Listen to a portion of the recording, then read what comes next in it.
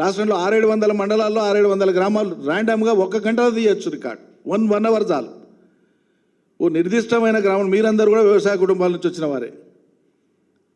Media మిత్రులందరూ కూడా ఏదో గ్రామం నుంచి వచ్చిన వాళ్ళే. మీ ఊర్లో ఉన్న రైతుల పట్టదారు పాస్ పుస్తకాలు ఎన్ని? ఈ ఊర్లో ఎంతమంది రైతులకు రైతు బంధు వచ్చింది? ఇందులో వ్యవసాయం చేయని రైతు అంటే గుట్ట ఉంది ఈయనకు, లేదా ఈయన అనర్హుడై వచ్చింది అనేది లెక్క తీస్తే గంటల సేపట్లో రాదానండి?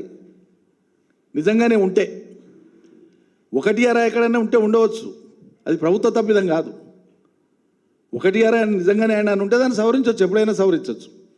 అట్లా ఉంటే ఇంత వెసులుబాటు పెట్టుకొని ఈ ఆధునిక యుగంలో సీజన్కు రైతుకు రైతు బంధు ఎగ్గొట్టేడు దానికి ఏదో ఒక కారణం చెప్పి, ఏదో ఒక మిష చెప్పి దీన్ని పొడిగించి రైతు బంధుకు అవసరమైనటువంటి మొత్తం డబ్బుల్ని కూడా రుణమాఫీ వైపు పెట్టుకొని కొంత రుణమాఫీ ఇచ్చి మేము అమలు చేసినామని చెప్పుకునే గొప్పల కోసం చేసేటువంటి కుట్ర ఇదంతా.